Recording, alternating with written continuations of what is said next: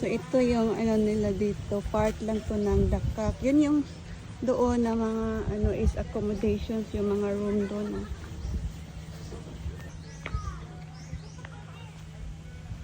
Yan yung mga bahay na yan is accommodations yan.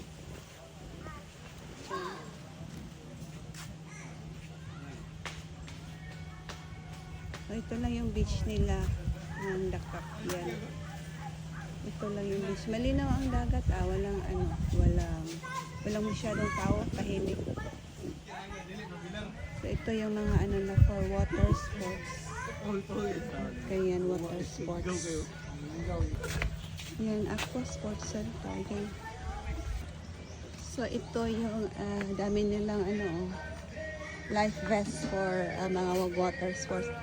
Ito yung isang restaurant nila, Sea Catch, ano to, pure fish, pure seafoods lang daw dito. So dito kami mag-lunch. So ito yung entire view ng Dakak, yung mga brown doon, bahay yan dyan. Tapos yan ang dagat. Konti lang ang tao ngayon. Yan lang ang ano, dito yung shore nila, yung dagat nila.